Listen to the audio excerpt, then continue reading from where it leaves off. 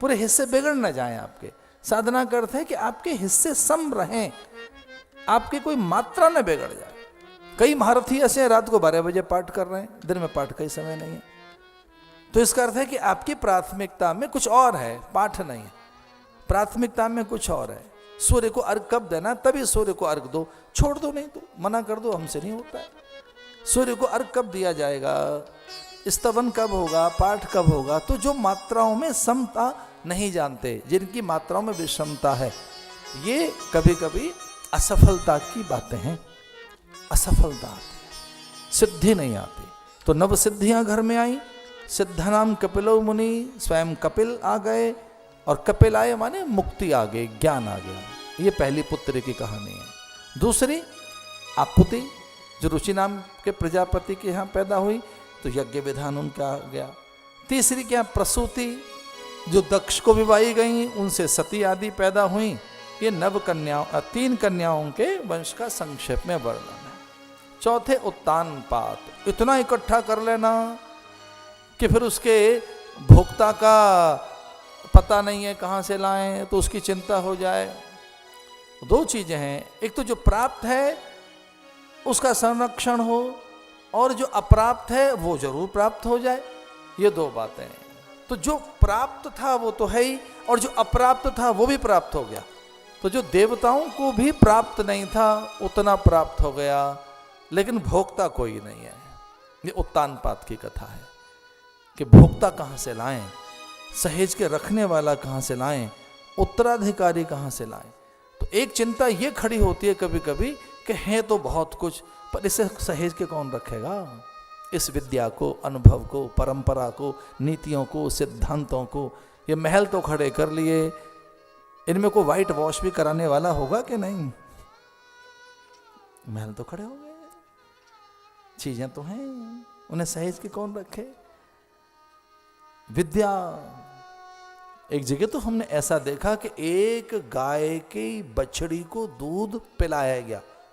ये सच्ची घटना है कहीं की। एक गाय की बछड़ी को उतना दूध पिलाया गया जितना वो पी सके, बचा कुचा निकाला जाता था। फिर उसकी बछड़ी को भी, फिर उसकी बछड़ी को, 3 पीढ़ियों के बाद में एक गाय, और उसके गाय से एक सन्यासी पैदा किया गया, एक पाला गया आश्रम में एक व्यक्ति।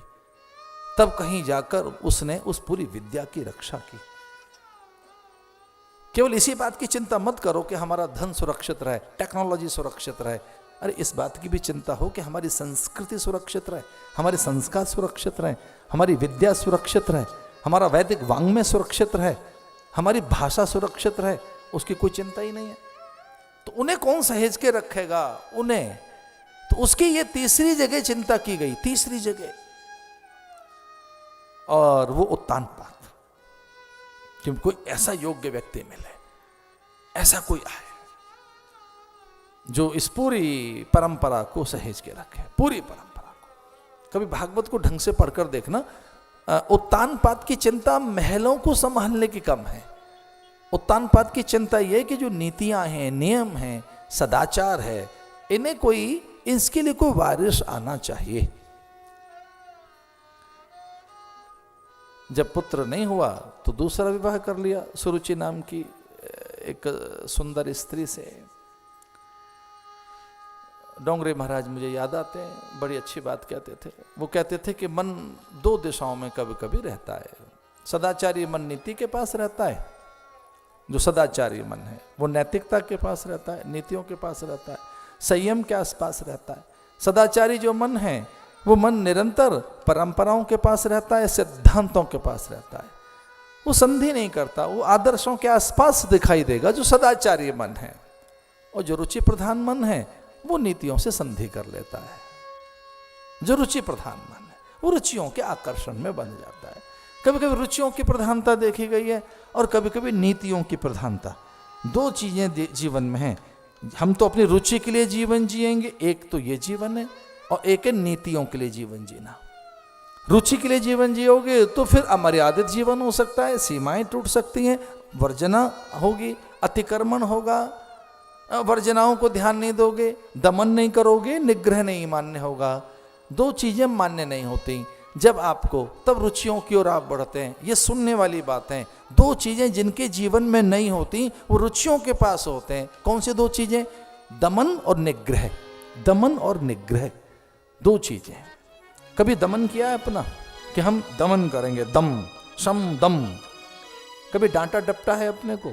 कभी निग्रह किया है? अगर निग्रह नहीं किया है आपने, दमन नहीं किया है, शम दम आपके पास नहीं है, तो इसका अर्थ है आप रुचियों के पास हैं, टेस्ट के लिए जीवन जी रहे हैं। टेस्ट, हमारे इसमें टेस्ट है, ये बड़ा टेस्टी लगता है अपने को, तो ये अच्छी लगती है चीज़।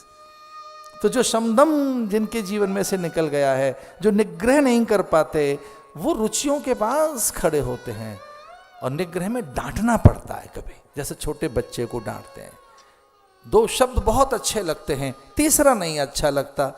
एक है लालन, दूसरा है पालन, और तीसरा है ताड़न। एक है लालन, एक है पालन, और तीसरा है ताड़न। एक बच्चे को कभी ताड़ा भी जाता है।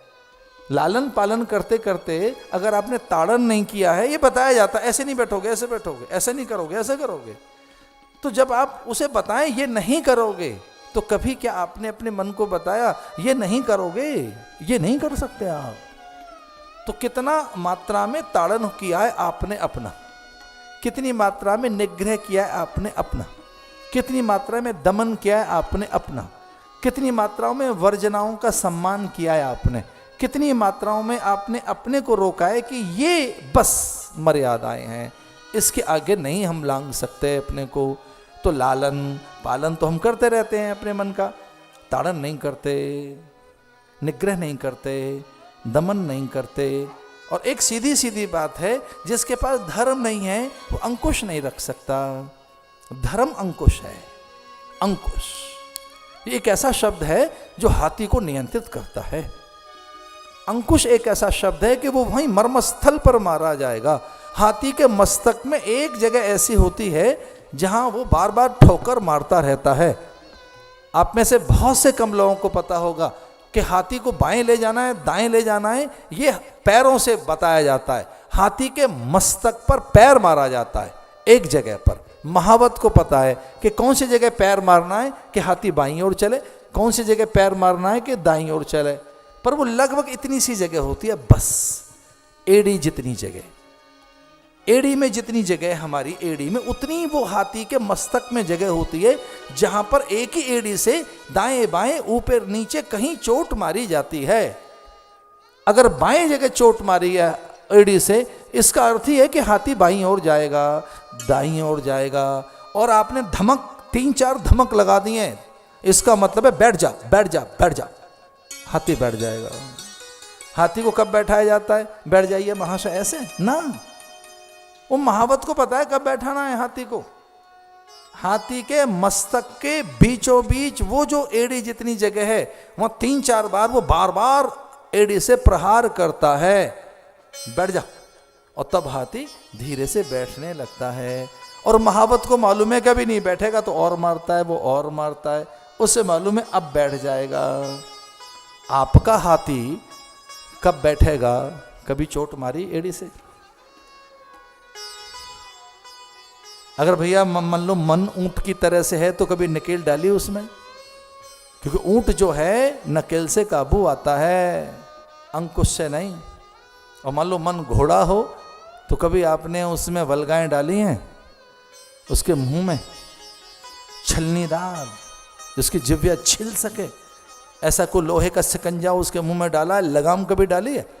तो घोड़ा लगाम से ठीक होता है, ऊंट नकेल से ठीक होता है, और हाथी अंकुश से ठीक होता है।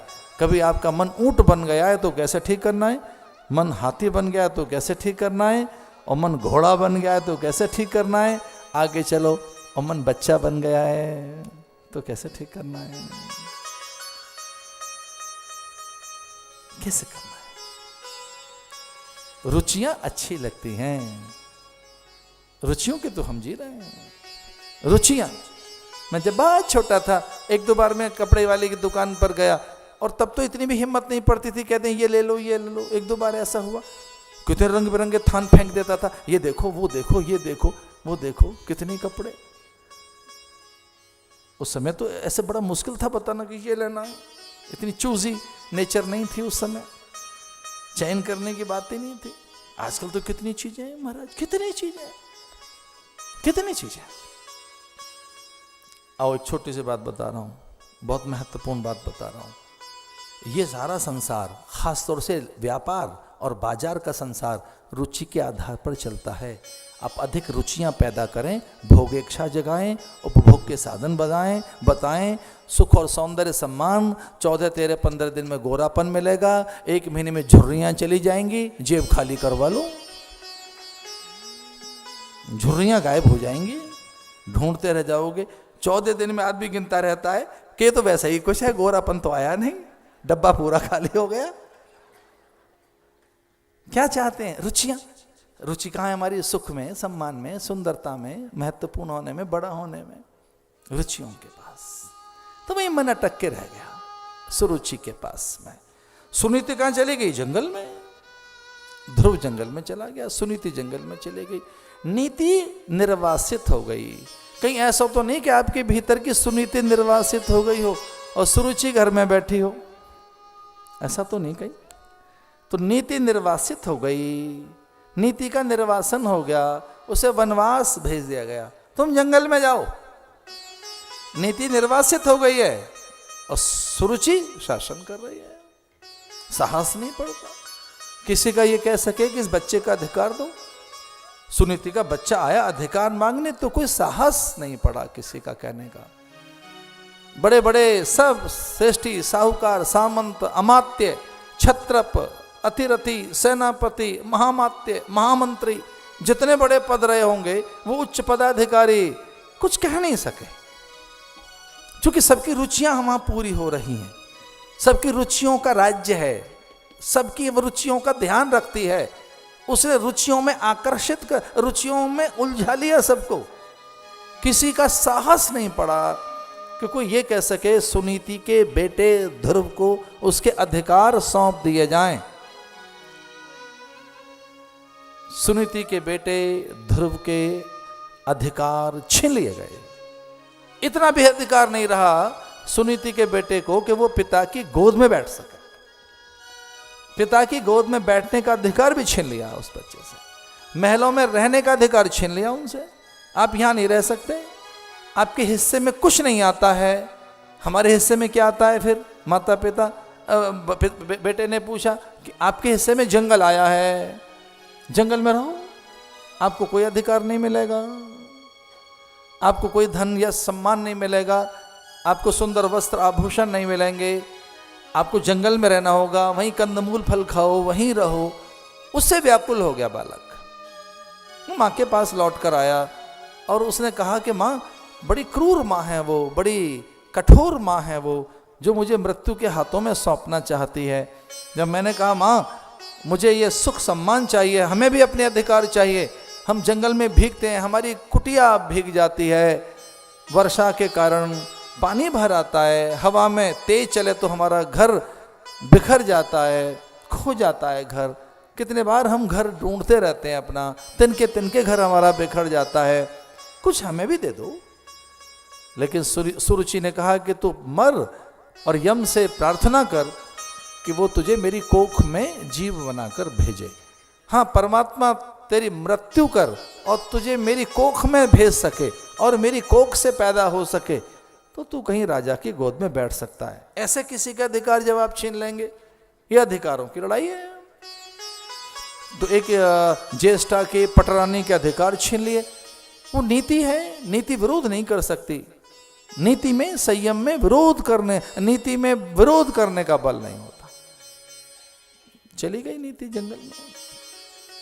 बालक को समझाया कि अगर तुझे अधिकार चाहिए, तुझे यही सब चाहिए, तो फिर वहाँ जंगल में चला जा, वहाँ वो बैठे हैं। उनके कई नाम बता दिए, मधुसूदन है, गोविंद है, केशव है, माधव है, गिरिवरधारी है, गोपाल है, उसके अनेक नाम बताए। वो जंगल में बैठा है, वहाँ चला जा। ये एक अच्छी बात है, ये एक बड़ी मनोवैज्ञानिक बात की उसने, क्योंकि वो इतना ज़्यादा घायल होकर आया था। पिता के प्रति अनादर की भावना पैदा हो गई। एक छोटे से बच्चे के मन में अपने पिता की के लिए जब घृणा पैदा हो गई, अनादर की भावना पैदा हो गई, ये सबसे बड़ा घाटा है। और ये माँ, अच्छी माँ देख नहीं सकती। कोई माँ ये नहीं सोच सकती कि संतान के मन में पिता के लिए अनादर की भावना पैदा हो।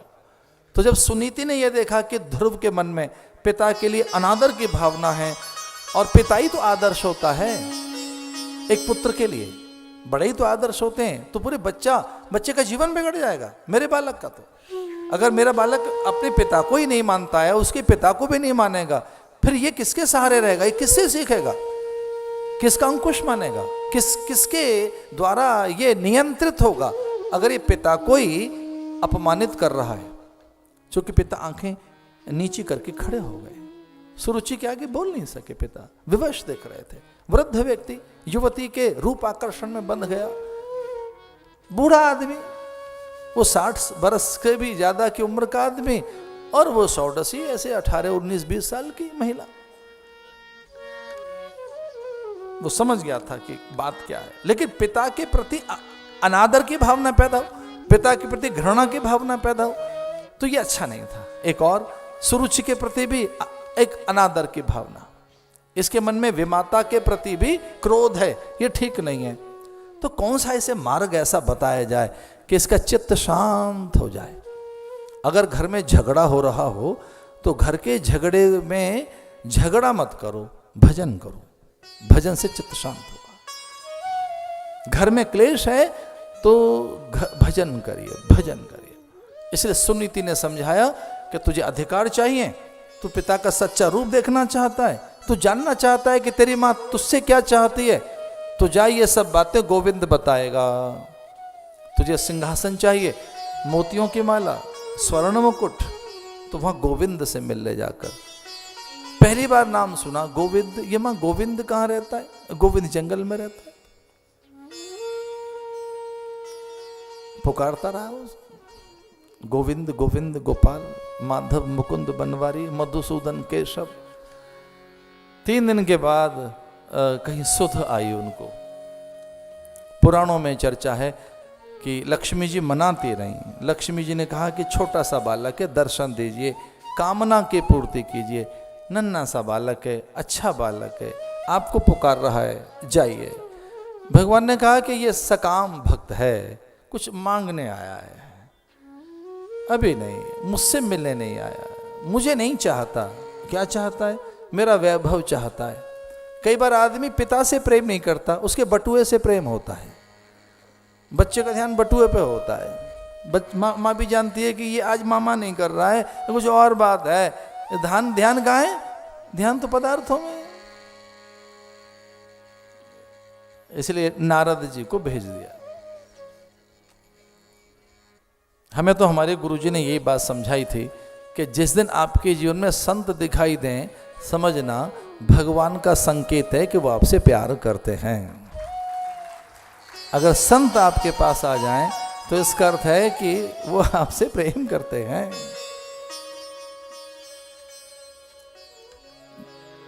जब मैं काफ़ी छोटा था तो कुछ कुछ लिखता रहता था, और जब मैं सन्यास के बाद मैं उधर उत्तर काशी गया, तब ये एक कोई चीज़ मेरे द्वारा ऐसे कुछ बात समझ में आई कि जब जीवात्मा के जीवन में महात्मा आ जाता है तब उसका फल परमात्मा है। जीवात्मा के जीवन में महात्मा आ गया तो इसका फल क्या है? परमात्मा। बस जीवात्मा के जीवन में, जीव के जीवन में संत आए, बस। इसे नारद जी पहुंच गए। भगवान ने उन्हें प्रेरणा दी। छोटा बालक भटक रहा है जंगल में, बार बार मुझे पुकार रहा है, जाकर उसे समझाओ। मंत्र दे दिया नारद जी ने, ओम नमो भगवते वासुदेवाय। इसका अर्थ है कि उसे जो ढूंढ रहा है वो कण कण में, हर क्षण है, हर पल है, हर जगह है। कहाँ ढूंढ रहा है वो? वासुदेव सर्वमिति समात्मा सुदुर्लभ, वो तो हर जगह है। ऐसे महात्मा बड़े दुर्लभ होते हैं जो उसे जान लेते हैं। ऐसे महात्मा बहुत दुर्लभ होते हैं, वो तो हर जगह है। इसे तो ढूंढने निकला है ना, वो यहीं कहीं है, जर्रे जर्रे में, हर कण में समाया हुआ है। इसलिए मुझे भगवान के ये 2 नाम बहुत अच्छे लगे। कई बार बच्चे पीछे लग जाते हैं, वो कहते हैं महाराज जी दो नाम कौन से अच्छे लगे। ये उन दिनों की बात है जब मैं विष्णु सहस्त्र नाम जपता था। एक बार मेरी एक पुस्तक एक बच्चे के हाथ लग गई और कहने लगे हमारा ये क्या है। तो मैंने कहा ये विष्णु सहस्त्र नाम है, इसमें भगवान के 1000 नाम हैं। ये गोपाल सहस्त्र नाम है, इसमें गोपाल के 1000 नाम हैं। ये शिव सहस्त्र नाम है, इसमें शिव के 1000 नाम हैं। ये गंगा सहस्त्र नामावली है, इसमें गंगा के 1000 नाम हैं। और चूंकि मैं वो सप्तशती भी जपता था, सतनाम प्रवक्ष्यामि, ऐसे 100 नाम दुर्गा के हैं। बच्चे बड़े चतुर होते हैं, तो बच्चों ने कहा हमारा इन सब में सबसे बढ़िया नाम कौन सा लगा आपको। इतने हजार नाम जप रहे हैं, इनमें बढ़िया नाम कौन सा लगा। तो मैंने कहा 2 नाम मुझे बहुत अच्छे लगते हैं भगवान के। उस बालक की डायरी में मैंने लिख दिए। पहला नाम सबसे अच्छा लगता है सर्वव्यापक, वो सर्वव्यापक हैं। और दूसरा है सर्वशक्तिमान, उससे बड़ा कोई नहीं है। सर्वव्यापक, एक तो वो हर जगह हैं, और दूसरा नाम इसलिए भी अच्छा लगता है कि कभी घाटा टोटा होगा तो सर्वशक्तिमान हैं आप, आपसे बड़ा कोई नहीं है। घाटे में आप याद आएंगे, अभाव में आप याद आएंगे, कमी में आप याद आएंगे, जरूरत पड़ेगी तो आप याद आएंगे। साधु गांठ न बांधई उधर समाता लें, आगे पीछे हरि खड़े, जब मांगे तब दें। तो हमेशा आगे पीछे, तो ऐसा क्रेडिट कार्ड हमारे हाथ लगा हुआ है, जब मांगे तब दें, तो हमारे हाथ में हमेशा वो हाथ में। सर्वव्यापक, सर्वशक्तिमान, इसलिए ये मंत्र है ओम नमो भगवते वासुदेवाय। ये 12 अक्षर का मंत्र है जो नारद ने दिया। नारद जैसे गुरु मिल गए। ओम नमो भगवते वासुदेवाय। 12 अक्षर का ये मंत्र ये बताता है कि वो कल हर पल है, हर कण, हर क्षण है, यहाँ वहाँ सर्वत्र है, सर्वव्यापक है, सर्वशक्तिमान है, और वह पल पल तेरे पास है। बस उसका स्मरण कर। ओम नमो भगवते वासुदेवाय। ऐसा करते करते मंत्र से उसके भीतर की जड़ता, कषाय, क्लेश, मल, विक्षेप, आवरण और बहुत सी विकृतियां नष्ट हो गई। मंत्र क्यों जपना चाहिए? शुद्धि के लिए। मंत्र अंतःकरण की शुद्धि करता है, इसलिए मंत्र जपना चाहिए। मंत्र से अंतःकरण की पवित्रता पैदा होती है, और अंतःकरण की पवित्रता ही सर्वश्रेष्ठ साधन है। कोई मुझसे पूछे कि सबसे बड़ा साधन कौन सा है, तो अंतःकरण की पवित्रता। अरे अंतःकरण पवित्र बने, पहले आपका मन बुद्धि शुद्ध होनी चाहिए, पहले आपका सूक्ष्म तो पवित्र हो। सबसे बड़ा साधन तो यही है कि हमारा अंतःकरण पवित्र हो, और अंतःकरण की पवित्रता में मंत्र साधन है। एक मंत्र बहुत सहायक होता है। तो मंत्र जपते जपते अंतःकरण पवित्र हो गया, और चूंकि उसने अन्न भी त्याग दिया, जल त्याग दिया, वायु से रहने लगा, और जब वायु को भी रोक लिया उसने, तो भगवान अपने को वहां भाग लिए, रोक नहीं पाए। शंख से उसका कपोल छुआ, और भगवान प्रसन्न होकर उस पर वरदान की वर्षा करने लगे, अनुदान की वर्षा करने लगे, बहुत कुछ उसे प्राप्त हो गया। एक बात मुझे कहनी है, मंत्र जपते जपते जपते सिद्धियां हमारा द्वार थपथपाती हैं, उपलब्धियां हमारे आसपास आती हैं, अज्ञात अनुदान, अज्ञात बहुत कुछ हमारे आसपास आता है जो दिखता नहीं है। साधना में बहुत सी चीज़ों को विजुअलाइज नहीं किया जा सकता, उन्हें दिखाया नहीं जा सकता, लेकिन हाँ वो सब चीज़ें हमारे पास आती हैं। बस मंत्र की शक्ति उन्हें साकार कर देती है। दो चीज़ें हमारे आसपास निरंतर बह रही हैं, नकारात्मक ऊर्जा, सकारात्मक ऊर्जा। दो एनर्जी हमारे आसपास हमेशा रहती है। कुछ लोग जो बहुत पढ़े लिखे लोग हैं वो एनर्जी की बात करते हैं, कहते हैं एनर्जी एनर्जी और कुछ नहीं है, ऊर्जा ही ऊर्जा है। तो दो प्रकार की जो ऊर्जा है, सकारात्मक, नकारात्मक। मंत्र जपने से सकारात्मक ऊर्जा आपकी ओर आती है और नकारात्मक ऊर्जा का परिहार होता है। मंत्र की बस यही एक चमत्कार है मंत्र का। जो है वो दिखाई देने लगता है, जो है। तो मंत्र आवरण भंग करता है, मंत्र आवरण का नाश करता है। भगवान सामने है, सब कुछ प्राप्त हो गया। इतना कुछ प्राप्त हो गया जिसकी उसने कल्पना भी नहीं की थी। भगवान प्रसन्न होकर जाने लगे। ध्रुव को यह कहकर कि दिग दिगंत में तेरा यश रहेगा। इच्छित मृत्यु जब तक चाहे तू जी सकता है, जब तक चाहे जी सकता है। जो इंद्र के सुख हैं, इंद्र का सुख माने स्वर्ग का सुख तुझे मिले, ब्रह्मलोक की ब्राह्मी सत्ता का तू अधिकारी बने, शिव की समाधि तुझे प्राप्त हो, गौलोक धाम के सुख का तू अधिकारी बने। इतना सब पा लेने के बाद भी ध्रुव में याचना दिखती है। भगवान ने कहा, अरे मैंने तुझे शिव जैसी समाधि दी, ब्रह्मा जैसा चातुर्य दे दिया और स्वर्ग के सुख प्रदान कर दिए। एक वरदान ये भी दे दिया, जब तू चाहेगा तब मरेगा, तू नहीं चाहेगा तो तेरा शरीर नष्ट नहीं होगा, जब तक रहेगा, रहना चाहे रहे। लेकिन फिर भी तेरे मन में कोई कामना दिखाई देती है, तू कुछ मांगना चाहता है। इतना पा लेने के बाद भी तेरे भीतर में कुछ छुपा हुआ है, कुछ तू मांगना चाहता है। तो भगवान से उसने कहा, महाराज आपने सब दे दिया, एक चीज नहीं दी। और क्या नहीं दिया? बोले, महाराज मेरे घर की एकता, मैत्री, प्रीति, हमारी माताओं में भेद है आपस में। इतना सब पा लेने के बाद भी मेरे घर में अगर प्रसन्नता नहीं है, मेरी माताओं में एकता नहीं है, मेरे घर में समन्वय नहीं है, मेरी माताओं में परस्पर वैर है, मेरी विमाता सुरुचि, मेरी माता सुनीति से प्रेम नहीं करती, हम जंगल में रहते हैं, तो ये ठीक नहीं रहेगा। तो आप ऐसा करें, मेरे घर में एकता, प्रीति, मैत्री आ जाए, मेरे घर में समन्वय आए, मेरे घर में प्रेम पैदा कर दीजिए। और ये भक्त ही कर सकता है भैया काम। भगवान ने कहा, तथास्तु, तेरे घर में प्रीति पैदा हो जाएगी। आप जानते हैं सबसे पहले बालक कहाँ गया? भगवान के दर्शन करके सबसे पहले बालक अपनी उस माँ के पास गया जिसने भगा दिया था। थाल लेकर खड़ी है, माता ने टीका लगाया, चंदन लगाया, गले से लगा लिया। क्योंकि जब द्वेष आपके मन में नहीं रहेगा, आपके मन में हिंसा नहीं रहेगी, तो दूसरे का मन भी शांत हो जाएगा। ऐसा कहते हैं। सुनीति सुरुचि इकट्ठी रहने लगी। ध्रुव ने लंबे समय तक राज्य किया, बहुत लंबे समय तक। एक दिन ध्रुव बैठे थे ध्यान में, तब उन्हें ऐसा लगा कोई बहुत सुंदरी, और ऐसी सुंदरी की उन्होंने कल्पना नहीं की। उन्हें ऐसा लगा कि ऐसी तो उर्वशी, रंभा, मेनका भी नहीं है।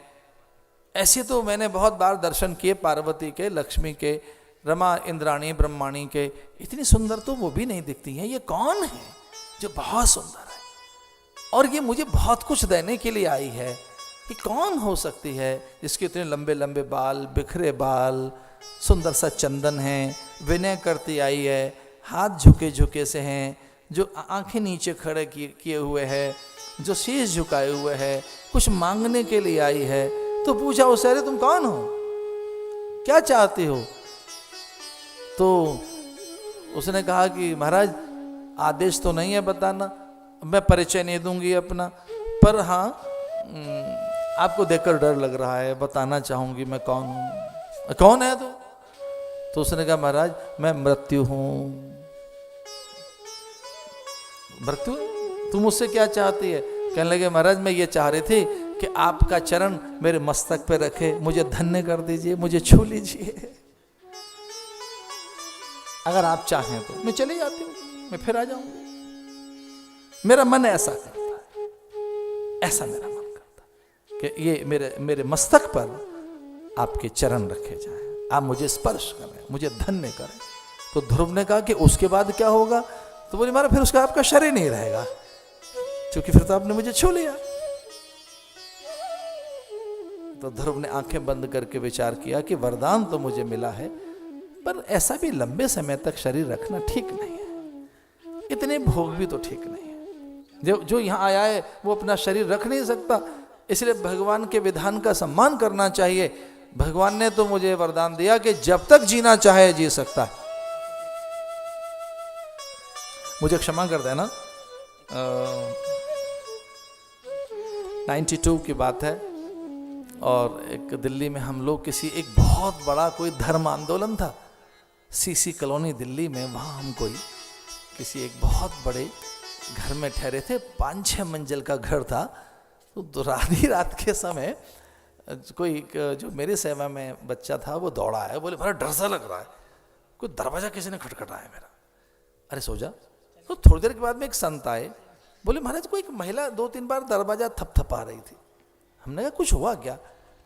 फिर सबके दरवाजे खुल गए। एक संत ने कहा कि कुछ कोई ऊपर है, और सवेरे पता लगा एक साधु का शरीर छूट गया। तो जैसे वो ढूंढ रही थी, किसी महात्मा को लेने के लिए आई थी, फिर मेरे कमरे में तो खैर नहीं पहुंची, लेकिन उन 4-5 महात्माओं ने कुछ ऐसे अनुभव बताए। महात्मा बड़े बड़े थे वो, अब बहुत बड़े बड़े संत थे, बड़े बड़े संत। अब इतने बड़े संत ने कोई बात कही तो वो भरोसा से लगता है। अब तो रहे नहीं पूज्य ब्रह्मलीन वामदेव जी महाराज, तो उन्होंने कहा कि कुछ इस तरीके का कोई इधर ढूंढ रही है कोई कुछ। अब वो नीचे एक सवेरे पता लगा कि शरीर कोई साधु का छूट गया। हमने उस लड़के से पूछा भाई कैसा लग रहा था? बोले कोई सुंदरी से थी, बड़ी सुंदर, कोई ऐसे जैसे कुछ ढूंढ रही है, कुछ देना चाहती है कुछ। तो मृत्यु के बताए हैं संतों के पास मृत्यु कैसे आएगी, जब प्राण छूटेंगे तो कैसे प्राण छूटेंगे। नासिका से प्राण जाएंगे, मुख से प्राण जाएंगे, नेत्र से प्राण जाएंगे, कानों से प्राण जाएंगे, तो आप कहाँ जाएंगे? मलमूत्र से प्राण गए तो कहाँ जाएंगे? पसीने से प्राण गए तो आप कहाँ जाएंगे? और भैया आपका ये ब्रह्मरंध्र फट गया है, ये आपका ब्रह्मरंध्र यानी ये मस्तक टूट गया है, ये यहाँ से अगर कपाल आपका फूट जाए तो प्राण कहाँ जाएंगे? ऐसा कहते हैं बिल्कुल मस्तक के बीच में से प्राण जाए तो मोक्ष होता है। और नासिका से प्राण गए, मुंह से प्राण गए, आंखों से प्राण गए तो वो कहाँ गए प्राण? मल मूत्र से व्यक्ति गया है तो कहाँ गया है? प्राण कहाँ लेकर जाते हैं आपको? वो कई जगह उसके भेद हैं।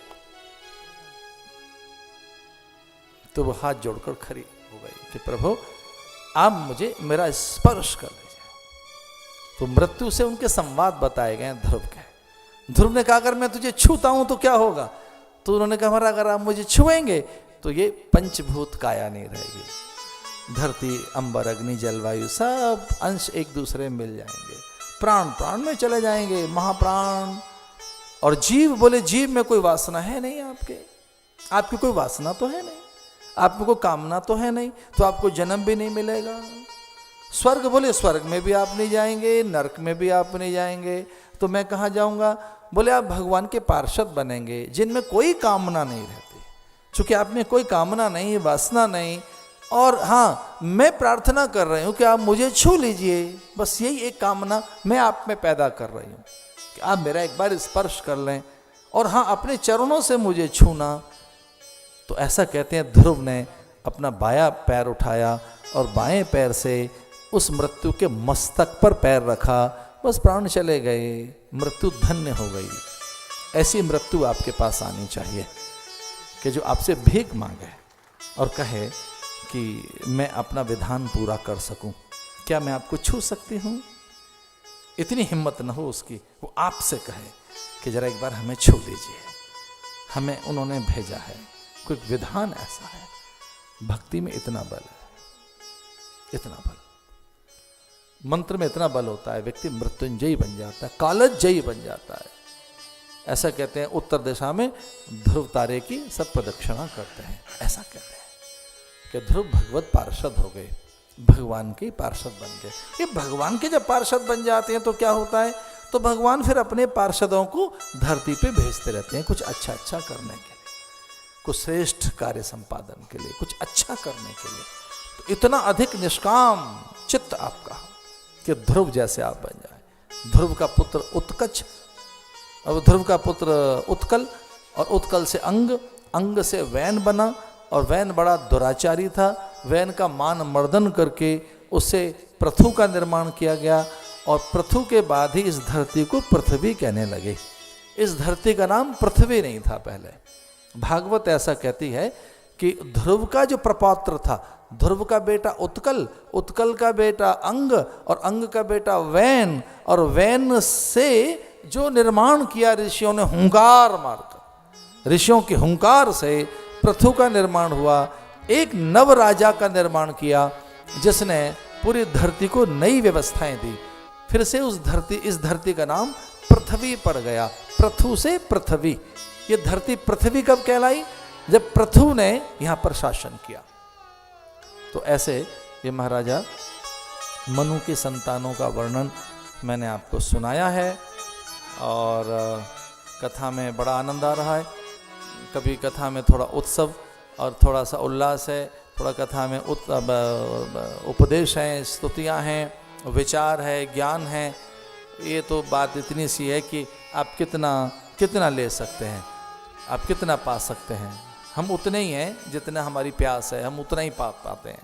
जितनी बड़ी हमारी प्यास है, जितनी बड़ी हमारी झोली है, जितनी बड़ी हमारे भीतर आग है, जिस तरीके की हमारी पात्रता है, जिस तरीके की हमारे भीतर स्वीकृति है, उतना ही हम पाते हैं। हम उतने से हैं जितनी बड़ी हमारी प्यास है।